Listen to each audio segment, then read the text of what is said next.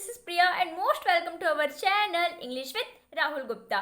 तो फ्रेंड्स, आज के लेक्चर में हम लोग पढ़ने वाले क्लास 12 फ्लेमिंगो का chapter 1 the last lesson by Alphonse Daudet. तो शुरुआत करते हैं। द लास्ट लेसन, जिसके ऑथर है अल्फोंस डॉडेट, जो एक फ्रेंच नोवेलिस्ट, एक शॉर्ट स्टोरी राइटर रह चुके हैं। द लास्ट लेसन ये उन दिनों की बात की जा रही है जब फ्रांस और रशिया के बीच में युद्ध चल रहा था, जिसमें फ्रांस हार चुका था। फ्रांस के दो डिस्ट्रिक्ट अल्सेस और लोरेन इन्हें रशियन के हाथों में सौंप दिया गया था। तो इस स्टोरी को हमें पढ़ के यही पता चलेगा कि इससे हमारे स्कूल लाइफ पे क्या इफेक्ट पड़ा। तो आइए इस स्टोरी को पढ़ते हैं।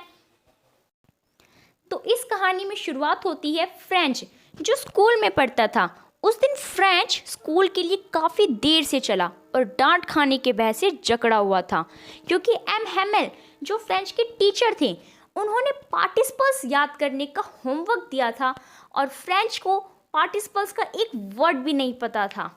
एक क्षण के लिए उसने भाग जाने और अपना दिन बाहर बिताने की सोची। दिन कितना गर्म और खुशनुमा था। पक्षी जंगल के किनारे चहचहा रहे थे, किंतु उसमें विरोध करने की क्षमता थी और वो स्कूल की तरफ तेजी से चल पड़ा। लेकिन जब वो टाउन हॉल के समीप से गुजरा तो वहाँ बुलेटिन बोर्ड के सामने एक भारी भीड़ जमा थी।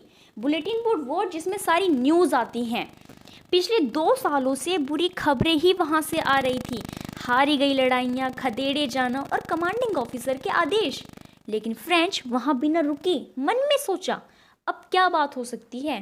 वो तेजी से जा रहा होता है, लेकिन तभी ब्लैकस्मिथ और वॉस्टर जो वो भी बुलेटिन बोर्ड को पढ़ रहे थे, उन्होंने कहा, don't go so fast, you will get to your school in plenty of time. इसका मतलब इतनी तेजी से मत जाओ, तुम्हारे स्कूल जाने में काफ़ी समय बचा हुआ है।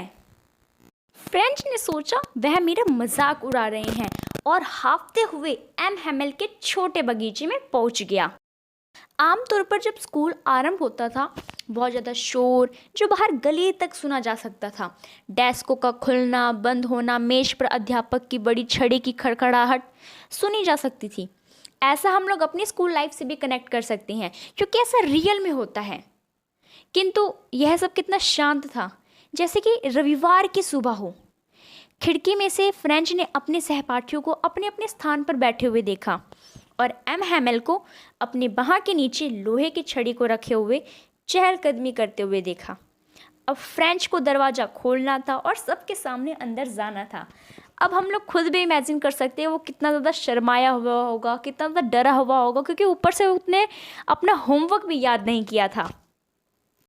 किंतु कुछ भी नहीं हुआ।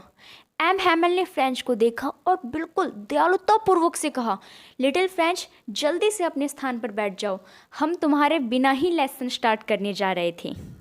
फिर फ्रेंच जल्दी से अपने डेस्क पर जाकर बैठ जाता है और वो देखता है अपने अध्यापक एम हेमेल को कि उन्होंने आज अपना beautiful green coat, his frilled shirt and the little black silk cap all embroider, ये सभी सुंदर कढ़ाईदार थी।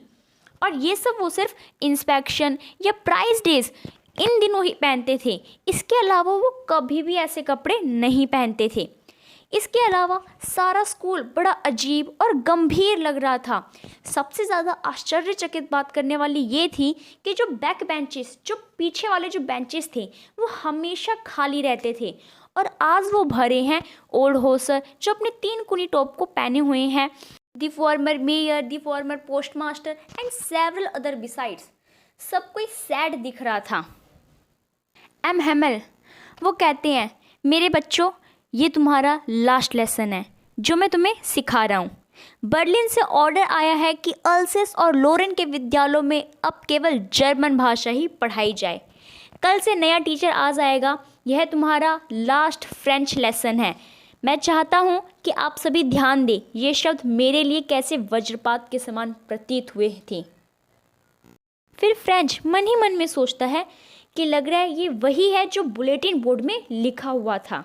फ्रेंच समझ सकता था कि क्यों गांव के बुजुर्ग व्यक्ति कमरे के पीछे बैठे हुए थे। ऐसा इसलिए था क्योंकि वे भी उदास थे और वे ज़्यादा स्कूल भी नहीं गए थे। यह हमारे शिक्षक की उनके 40 वर्षों की सेवा के लिए धन्यवाद करने का उनका तरीका था। और उस देश के लिए अपना सम्मान प्रदर्शित करना था, जो कि अब उनका नहीं रहा था। इससे एक मोस्ट इम्पोर्टेंट क्वेश्चन रेज होता है कि एम हैमिल ने उस स्कूल में कितने सालों तक की सर्विस दी। तो आंसर है 40 सालों तक। फिर फ्रेंच अपने आप को ही कोसता है कि क्यों मैंने मुश्किल से ही लिखना सीखा था, मैं कभी और ज़्यादा नहीं सीख पाऊंगा। ये बोलता है जो पुस्तकें जो मुझे भारी प्रतीत होती थी, जिन्हें उठाना मुश्किल लगता था, मेरा ग्रामर, मेरा संतों का इतिहास, अब मेरे पुराने दोस्त थे जिन्हें मैं अब त्याग नहीं सकता था। और एम हैमिल भी यह विचार कि वह दूर जा रहा था, कि अब मैं उससे कभी दोबारा मिल नहीं पाऊंगा। जब फ्रेंच ये सब के बारे में सोच ही रहा था कि तभी उसे अपना नाम पुकारे जाने की आवाज़ पड़ती है। और अब के बार व्याख्या करने की बारी फ्रेंच की थी। क्या? पार्टिसिपल्स के बारे में, पार्टिसिपल्स के नियम को बताने की बारी। तो वो पहले शब्दों पर ही अटक गया और डेस्क को पकड़कर वहीं खड़ा रहा। उसका दिल तेज़ी से धड़क रहा था, उससे तो ऊपर देखने का साहस भी नहीं हो रहा था। तो फ्रेंड्स, हम लोग खुद अपने ऊपर भी ऐसे इमेजिन कर सकते हैं, ऐसा हमारे साथ भी होता है। लेकिन इतने में ही एम हैमिल ने, लिटिल फ्रेंच, मैं तुम्हें नहीं डांटूंगा, तुम्हें काफ़ी बुरा महसूस करना चाहिए। देखो ये कैसे हुआ। हम हर दिन अपने आप को कहते वाह मेरे पास बहुत सारा समय है, मैं इसे कल सीखूंगा, और अब तुम समझ सकते हो कि अब हम कहाँ आ चुके हैं। अल्सेस के लिए ये बहुत कष्ट का समय है, कल तक उसकी शिक्षा समाप्त हो जाएगी। अब जो व्यक्ति बाहर हैं उन्हें तुमसे ये कहने का अधिकार होगा, ये कैसे है, तुम एक फ्रांसीसी होने का दिखावा करते हो और फिर भी तुम अपनी स्वयं की भाषा ही नहीं बोल सकते, ना ही लिख सकते हो। फिर एम हैमिल ये भी कहते हैं कि जो तुम्हारे माता पिता तुम्हें पढ़ाने के लिए ज़्यादा उत्सुक नहीं थे, उन्होंने तुम्हारे खेत में, कारखानों में काम करने को ज़्यादा प्राथमिकता दी ताकि उससे कुछ ज़्यादा धन प्राप्त हो सके। और मैं भी तो तुम्हें दोष देता रहा। क्या मैंने तुम्हें तुम्हारे पाठ याद करने की बजाय अक्सर मेरे फूलों में पानी देने के लिए नहीं भेजा? और जब मैं मछली पकड़ने के लिए जाना चाहता था, क्या मैंने तुम्हें छुट्टी नहीं दी? इस तरह एम हैमिल अपने आप को कोसते हैं कि मैं अपनी ही फ्रेंच भाषा को सिखा नहीं पाया।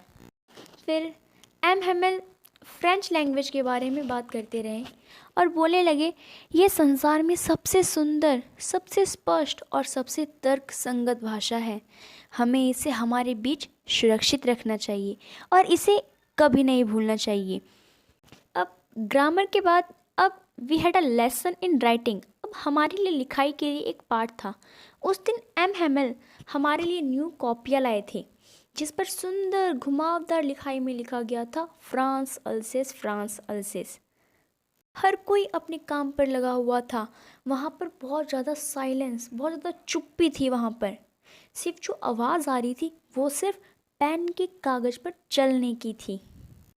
छत पर कबूतर बहुत धीरे से गुटर गू कर रहे थे और फ्रेंच अपने मन में सोच रहा था, क्या कबूतरों को भी जर्मन भाषा में बुलवाएंगी।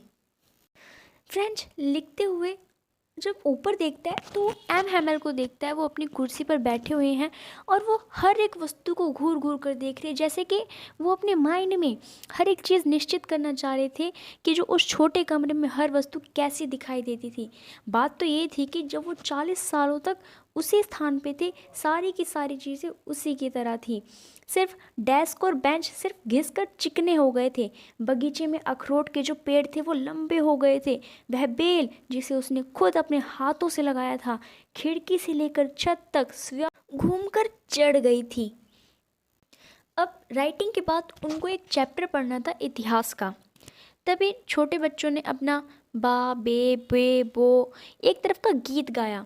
वहाँ जो कमरे के पीछे बैक बेंच में जो बैठे थे ओल्ड होसर, उन्होंने अपना चश्मा पहन लिया और उन्हीं के साथ शब्दों को उच्चारण करना शुरू कर दिया। तभी चर्च क्लॉक यानी गिरजाघर की घड़ी ने 12 बजा दिए और एम हैमिल भयभीत होकर अपनी कुर्सी पर खड़ा हो गया और वो आगे कुछ बोलता ही जैसे कि उसका गला रूंध दिया हो। वो आगे कुछ बोल ही नहीं पाया। वो ब्लैक बोर्ड की तरफ मुड़ा, चौक का एक टुकड़ा लिया और अपनी पूरी शक्ति को जोर लगा के जितना बड़ा लिख सकता था उतने लिखा। और क्या लिखा? वाइव ला फ्रांस। वाइव ला फ्रांस, इसका मतलब होता है फ्रांस अमर रहे। तब वो रुका और दीवार के सहारे उसने अपना सर झुकाया और बिना कुछ बोले उसने अपने हाथ से हमारी तरफ संकेत दिया। School is dismissed, you may go. मतलब स्कूल समाप्त किया जाता है, तुम जा सकते हो। फ्रेंड्स, आपको स्टोरी समझ आ गई होगी। तो फ्रेंड्स, वीडियो अच्छी लगी तो वीडियो को लाइक कीजिए। यदि आप मेरे चैनल पर नए हैं तो चैनल को सब्सक्राइब कीजिए। Thank you friends.